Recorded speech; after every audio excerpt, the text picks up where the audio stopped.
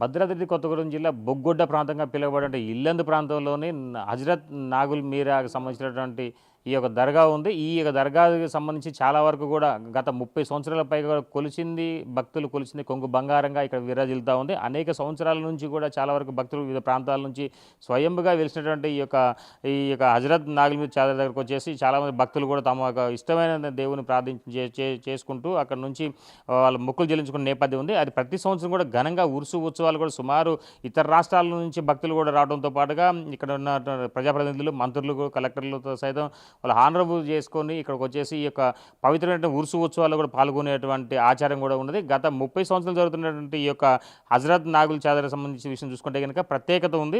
ఇక్కడ వచ్చే ప్రతి ఒక్క భక్తులు పెళ్లిళ్ళు కావాలన్నా కానీ, సంతాన సౌకర్యం కోసం కావచ్చు, లేదా ఇల్లు కట్టుకునేవారు కావచ్చు, లేదా ఇతరితర అనారోగ్య సమస్యలు కావచ్చు, ఇంకా ఇంట్లో ఉన్నటువంటి ఆర్థిక సమస్యలతో కావచ్చు, ఏ సమస్యలు ఉన్నా సరే ఇక్కడికి వచ్చినటువంటి భక్తులు నమ్మకంతో వస్తే మాత్రం ఇక్కడికి వచ్చిన తర్వాత ప్రతిదీ కూడా చాలా వరకు కూడా వాళ్ళకి కుటుంబాలు కలిసి వచ్చిద్దని చెప్పి ఇతర రాష్ట్రాల నుంచి ఖమ్మం జిల్లాతో పాటుగా భద్రాద్రి కొత్తగూడెం జిల్లాతో నుంచి మొదలుకొని వరంగల్ కావచ్చు, ఒకవైపు మహబూబాద్ కావచ్చు, నల్గొండతో పాటుగా ఇతర రాష్ట్రాల నుంచి కూడా చాలా వరకు భక్తులు వస్తూ ఉంటారు. మొత్తానికైతే మాత్రం ఖమ్మం జిల్లాలో ఉమ్మడి ఖమ్మం జిల్లాలో ఉన్నటువంటి ఈ యొక్క ఇల్లందు పట్టణానికి మాత్రం చాలా ప్రాముఖ్యత ఉంది.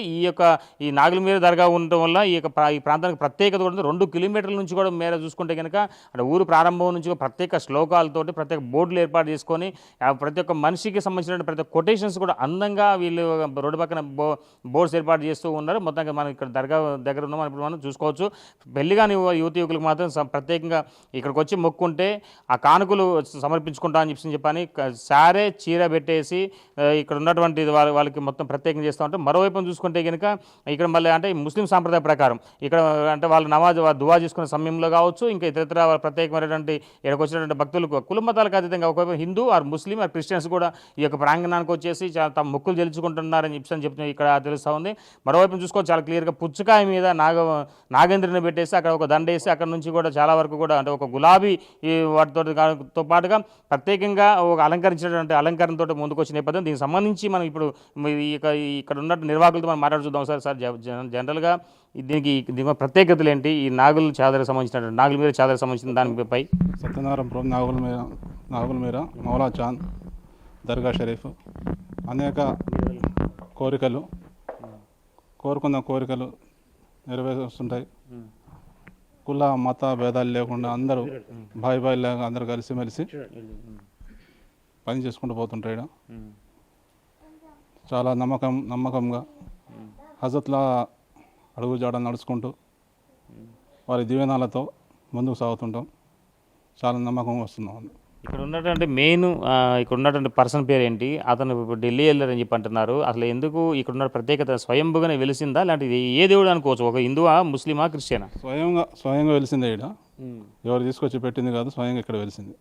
అయితే ఈ నాగుల్ మీర చాదర్ సంబంధించినటువంటి నిర్వాహకులు ఎవరైతే ఉన్నారో లక్ష్మీనారాయణ సాహెబ్ అనే అతను గతంలో కల్లో కనపడటం, ఆ కళ్ళలో కనపడిన తర్వాత ఇది 1-2 సార్లు కూడా తను ఇది నిజమా కాదా అని చెప్పి తను మదనపడిన తర్వాత ఈ యొక్క నాగుల్ మీర దర్గాకు సంబంధించినటువంటి విషయం తన కుటుంబంలో తన సతీమణితో పంచుకున్న నేపథ్యం.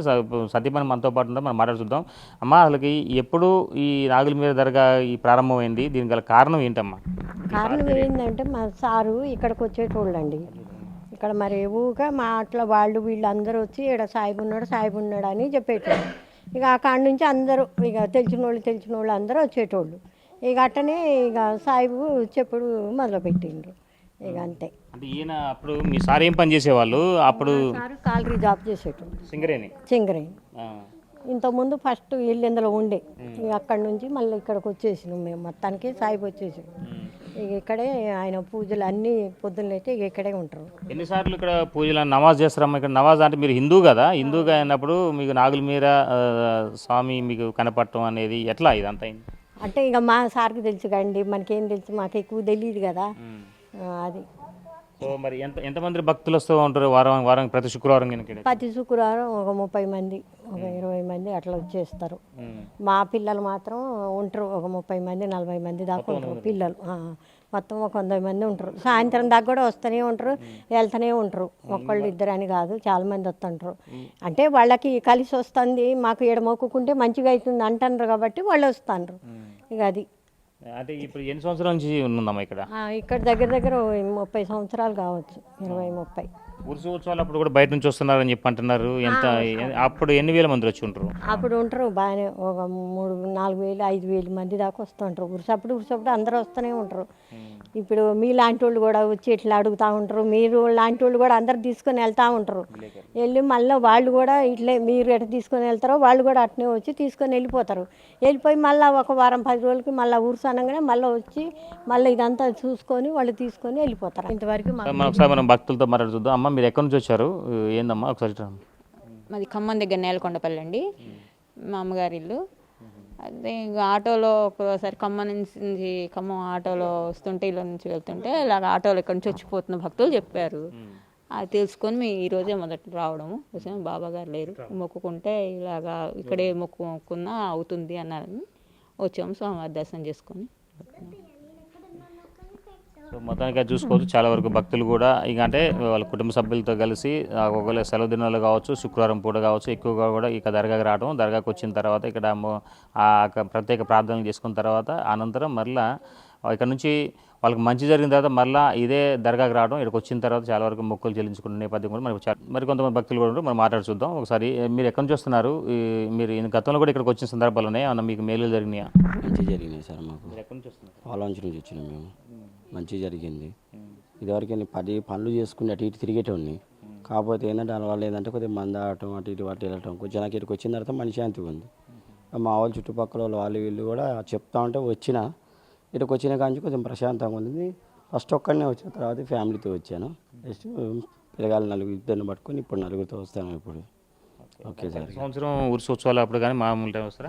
మామూలు టైంలో ప్రతి శుక్రవారం పెట్టుకుంటూనే ఉంటాం సార్ మేము. అది ఎప్పుడు దొరికితే అప్పుడు వీలుంటే వచ్చేస్తా ఉంటాం ఫ్యామిలీతో. సో మొత్తంగా చూసుకోవచ్చు, చాలా వరకు కూడా భక్తులు తమకు ఇష్టదైనటువంటి ఇల్లందులో సమీపంలో ఉన్నటువంటి సత్యనారాయణపురం దగ్గర ఉన్నటువంటి ఇక నాగుల మీర దర్గా చాదర్ దగ్గరకు వచ్చేసి ప్రత్యేకంగా ప్రార్థనలు నిర్వహించుకుంటారు. మరోవైపు మాత్రం ఈరోజు మెయిన్ పూజారి అంటే ఆయన లక్షణ సాబు లేరు కాబట్టి ఆయన వచ్చేంత వరకు కూడా వాళ్ళకి ప్రత్యేకంగా ఉన్నటువంటి వాళ్ళ సంరక్షకులు కూడా ఇక్కడే ప్రత్యేకంగా వచ్చినటువంటి భక్తులకు చాలా వరకు సేవలు చేస్తున్న నేపథ్యం అవుతుంది. అయితే ప్రతి శుక్రవారం పూట మాత్రం ఎక్కువగా జనాలు వస్తుందని చెప్పని అంటున్నారు. కానీ దఫల వారీగా అంటే వాళ్ళ సమయాన్ని బట్టి దూర ప్రాంతం నుంచి రావాలి కనుక వాళ్ళు వచ్చే సమయంలో కూడా కాస్త వచ్చిన తర్వాత ఇక్కడ ప్రత్యేక మర్యాదలు కూడా చేస్తున్నటువంటి ఈ యొక్క దర్గా నిర్వాహకులు ఉన్న నేపథ్యం అవుతుంది. ఏదేమైనా సరే ఈ యొక్క ఇల్లందు ప్రాంతానికి మాత్రం చాలా ప్రాముఖ్యత ఉందని చెప్పుకోవచ్చు. ఇక్కడ వచ్చిన ప్రతి ఒక్క భక్తుడికి కోరిన ప్రతి ఒక్క కోరిక కూడా చెల్లుబాటు అవుతుంది. భగవంతుడి దయ వల్ల అన్ని సర్వ మతాలకు ఇది నిలయంగా ఉందనేది సంతోషం వ్యక్తం చేసిన నేపథ్యం అయితే ఇక్కడ ఉంది. ఇది కొంత తాజా పరిస్థితి. కానీ సంపత్తో భాస్కర్, విక్ టీవీ, ఇల్లందు.